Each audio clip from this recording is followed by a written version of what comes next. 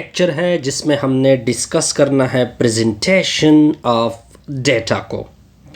देखिए presentation of data किस तरह डिस्कस होगी वो देखते जाइए।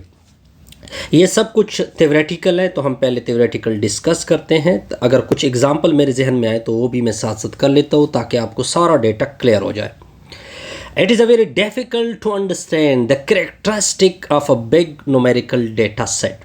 देखिए फॉर एग्जांपल आपने एक पॉपुलेशन से कैंसर की डेटा को लिया और आपके पास डिफरेंट नंबर आ गए और वो बहुत सारा कैलकुलेटेड डेटा है, तो इसको समझने के लिए आपके लिए यानी इसको समझना आपके लिए इंतहाई डिफ़िकल्ट होगा। तो इस डिफ़िकल्टी से बचने के लिए हम कुछ स्टैटिस्टिकल रूल को डिस्कस करेंगे। पहले क्लासिफिकेशन करेंगे, किस तरह क्लासिफिकेशन होगी। अगर मैं एग्जांपल ले लूँ कैंसर की पॉपुलेशन का, हम बूढ़ों को अलग से कैटेगरी में रखेंगे, उसका कुछ नंबर रखेंगे कि 0 से फॉर एग्जांपल 20 के दरमियान इतनी रेशो हमारे पास आ रही है, और छोटों की अलग से कैटेगरी और बड़ों की अलग से कैटेगरी और दरमियानी एज की अलग से कैटेगरी रखेंगे। ऐसा कुछ करेंगे ताकि हमारी जो डेटा हो उसे हम अच्छी इंफॉर्मेशन ले सके। अब इसके बाद आती है क्लासिफिकेशन। क्या आती है जी? क्लासिफिकेशन। अब the procedure by which the object are classified mutually exclusive class. Mutually exclusive class का मतलब देखिए कुछ क्लासेस ऐसे होंगे जिसमें कुछ ना कुछ कॉमन पाया जाएगा। ठीक हो गया। अगर हम कैंसर की एग्जांपल ले लें एक पॉपुलेशन में, तो हमें नज़र आ रहा है कि बहुत सारी कैंसर जो होगी वो यानी तबकारी अनासर से हैं।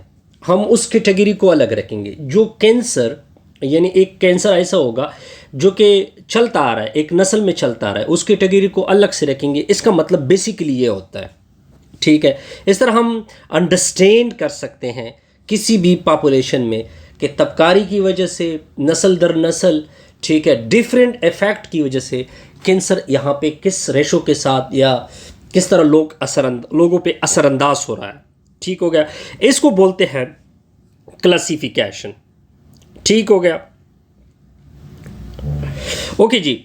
When the data are classified according to single criteria is called a way of classification। जब आप एक सिंगल वे से, फॉर एग्जांपल अगर आप कैंसर की पॉपुलेशन में कैंसर की ले ले, अगर आप कहो कि ये सारा जो इफ़ेक्ट आ रहा है वो तबकारी की वजह से आ रहा है, तब आपकी ये जो सिंगल क्राइटेरिया आपने रखी, तब ये क्या कहलाएगा? वे ऑफ क्लासिफिकेशन कहलाएगा। अदरवाइज क्या कहलाएगा? मिनीफोल्ड कहलाएगा। अगर डिफरेंट इफ़ेक्ट की वजह से एक पॉपुलेशन के ऊपर एक पॉपुलेशन में कैंसर बढ़ रहा है, ठीक है, डिफरेंट इफेक्ट हो रहा है पानी की गंदगी की वजह से, ये जस्ट मैं एग्जांपल के तौर पर ले रहा हूँ, कुछ और अनासर आ रहा है जिसकी वजह से, तो हम इसको मिनीफोल्ड क्लासिफिकेशन कहते हैं। The organization of numerical data according to the value of variable characteristic in the form of table। देखिए तब आप फिर क्या करोगे? फिर आप उसी कैलकुलेशन को लोगे, फिर आपने जो डिफरेंट कैलकुलेशन की है उसको आपने एक प्रॉपर टेबल रखोगे। तो इसको डिस्ट्रीब्यूशन पर्पसेस ऑफ तो यहाँ पे मैं प्रॉपर डिस्कस करूँगा कि डिफरेंट वे है, उसको हम डिस्कस करते हैं कि किस तरह हम फिर एक डिस्ट्रीब्यूशन बना सकते हैं। एक एक पॉइंट आपको दे सकते हैं। To reduce a big data into easily understand form. देखिए अब हम प्रॉपर बता रहे हैं कि जो आपने डेटा कलेक्ट किया है वो तो आपके पास एक बड़ी सी डेटा आ गई, बड़ी सी टेबल आपके सामने आ गया, और बड़ा सा टेबल यानी न्यूमेरिकल उसमें नंबर पड़े हुए हैं। तो उस नंबर को समझने के लिए हम आसानी के लिए क्या कर लेते हैं, उसके लिए प्रॉपर पॉइंट डिस्कस करते हैं ताकि हम इस तरह अपने बिग डेटा को रिड्यूस कर सकते हैं। To show the point of similarity और डिसकंटिन्यूटी। पहले आप ये डिस्कस करोगे कि कहाँ पे सिमिलरिटी आ रही है। ठीक है, यानी ऐसे भी पॉसिबल है कि बड़ों और छोटों के एज में, मैं एक एग्जांपल लेके चल रहा हूँ ताकि आपके लिए आसानी हो, उसमें जो रिजल्ट होगा वो क्या होगा, एक जगह पे उसमें सिमिलरिटी पाई जाएगी। ठीक है, कहाँ कहाँ पे इस पे इफेक्ट हो रहा है, क्या इसके इनसाइड इफेक्ट हो रहा है या इसके बाहर जेल पे इफेक्ट हो रहा है। और ऐसा भी पॉसिबल है कि एक जगह पे तो ये सिमिलर है लेकिन उससे आगे उसमें डिसकंटिन्यूटी भी पाई जा सकती है। तो पहले स्टेप ये इसको क्या करेंगे, अंडर ऑब्जर्वेशन रखेंगे। ये क्लियर होगा, आगे देखते जाइए। To display important aspect of data. अब देखिए, अब आपने एस्पेक्ट को देखना है कि कहाँ से ये मसला जनरेट हो रहा है। ठीक हो गया। क्या ये लोग सफाई के ख़ास ख्याल नहीं रखते, या कुछ और इफ़ेक्ट आ रहे हैं, या कोई इलाज चेकअप का कोई कंसेप्ट आ रहा है, तो हम इसको जहन में लेके चलेंगे। ठीक है, ये फिर सेकंड पॉइंट आपका होगा।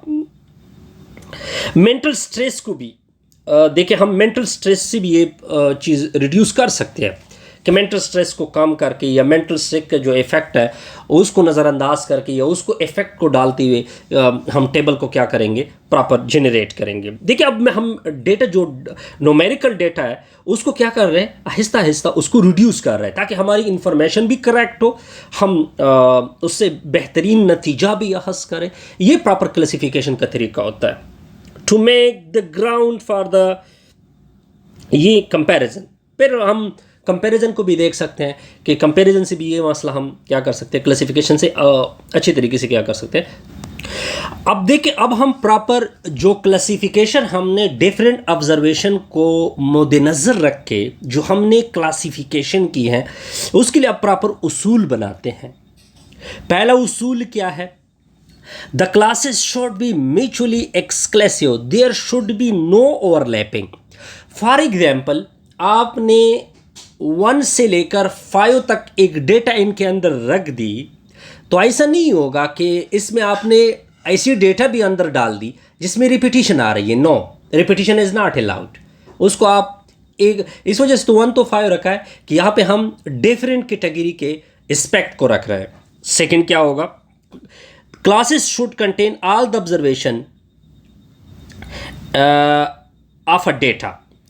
अब देखिए क्या करते हैं जी, जब आप दरमियान में, फॉर एग्जांपल मैं मिसाल लेता हूँ, 1 से 5 तक आपने इनके दरमियान डेटा रखनी है, तो क्या करते हैं, इसका प्रॉपर एक यूनिफॉर्म वे रखते हैं। ऐसा नहीं है कि जी किसी में आप 5 रख रहे हैं, किसी में 10 रख रहे हैं, नहीं, बल्कि प्रॉपर एक इसमें न्यूमेरिकल डेटा में प्रॉपर क्या रखते हैं, एक यूनिफॉर्म डेटा रखते हैं। नाइदर मोर नॉर लेस। आप देखिए, आप जो क्लासेस बना रहे हैं 1 से 5, 5 से 10, 6 से 10, 11 से 15, 16 to 20, अब आप इस तरह नहीं रखोगे कि आपने 5 ग्रुप बनाए, नहीं, आप इस तरह रखोगे, आपने जहन में डेटा को लेके चलोगे कि आपकी जो डेटा है, फॉर एग्जाम्पल उसमें 100 तक नंबर है उस डेटा में, तो आप क्या रखोगे, ऐसी ग्रुप बंदी करोगे, ऐसी इंटरवल रखोगे ताकि आपकी जो ग्रुप बने, आपके जो इंटरवल बने वो या 10 बने या 5 से कम कम नहीं होने चाहिए। ये सेकंड आपने ये चीज़ पॉइंट नोट करनी है। एग्जाम्पल में जब हम इसको लेके चलेंगे तो बड़ा आसान हो जाएगा, बड़ा क्लियर होगा। अब देखते जाइए, इसके बाद है फ्रीक्वेंसी डिस्ट्रीब्यूशन। क्या करेंगे जी, फ्रीक्वेंसी, ये बड़ा इंपॉर्टेंट पॉइंट है क्लासिफिकेशन ऑफ डेटा में। The organization of numerical data in the form of table formula is called distribution। यह तो मैंने आपको बताया था कि जब आप प्रॉपर फॉर एग्जांपल आप क्या करोगे, सीरियल नंबर रखोगे, फिर आपने बाउंड्री रखनी है, फिर आपके पास एक पूरा सा एक टेबल आ जाता है, उसको क्या बोलते हैं, डिस्ट्रीब्यूशन बोलते हैं। फिर इसी डिस्ट्रीब्यूशन में फ्रीक्वेंसी डिस्ट्रीब्यूशन आ जाती है। फ्रीक्वेंसी डिस्ट्रीब्यूशन कैसे कहते हैं कि फॉर एग्जांपल 1 से 5 तक आपके इनके अंदर एक डेटा आ रही है, उसके अंदर आगे लिखोगे फ्रीक्वेंसी, यानी 1 से 5 तक के दरमियान कितना डेटा आ रहा है। फॉर एग्जांपल 10 लोग आ रहे हैं, फॉर एग्जांपल 50 लोग आ रहे हैं, वो आप सामने लिखोगे। सिमिलरली दूसरी ग्रुप के लिए, सिमिलरली तीसरे इंटरवल के लिए, चौथे इंटरवल के लिए, जितने आपने इंटरवल बनाए हैं उन सब के लिए ऐसा करोगे। इसको बोलते हैं frequency distribution.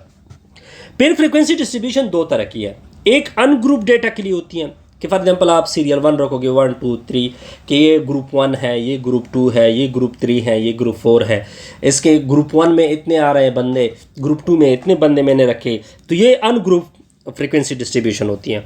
Group frequency distribution क्या होती है, क्या प्रॉपर इंटरवल रखे, 1 से 5 तक एक ग्रुप बनाए, 6 से 10 तक एक ग्रुप बनाए, फिर इसमें आप फ्रीक्वेंसी रखें कि इतने बंदे आ रहे हैं। ठीक है, ये फ्रीक्वेंसी ग्रुप फ्रीक्वेंसी डिस्ट्रीब्यूशन होती है।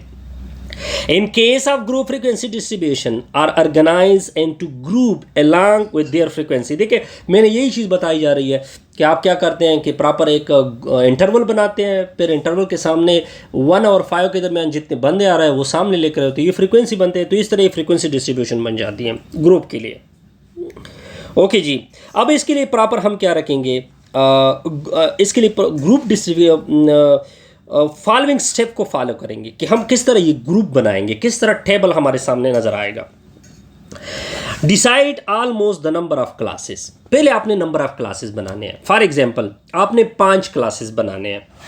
क्लासेस का फार्मूला भी उन लोगों ने रखा हुआ है कि क्लासेस का आप ये फार्मूला रखोगे, क्या होगा कि फॉर एग्जांपल यहाँ पे 1 होगा, फिर log n होगा। n का मतलब number of classes. For example आपके पास 100 बंदों का डेटा आ गया, ठीक हो गया।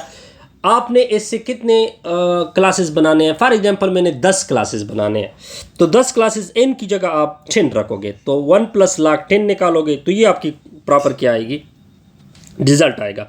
Find the range of variation. देखिए इसी ग्रुप में क्या इस ग्रुप में एक मैक्सिमम वैल्यू आएगी। फॉर एग्जांपल आपके पास एक कलेक्शन ऑफ डेटा है, किसी का 5 है, किसी का 10, 15, 20, 100 तक बंदों का लोग आपने डेटा कलेक्ट किया। आप क्या करोगे कि इसमें मैक्सिमम बंदा ढूंढोगे और इस जो मिनिमम बंदा पड़ा हुआ है वो ढूंढोगे। दोनों के डिफरेंस को क्या बोलते हैं, रेंज बोलते हैं, ठीक है। यानी यहाँ पे आपको लिखा हुआ है कि जो मैक्सिमम है और मिनिमम रेंज निकालोगे।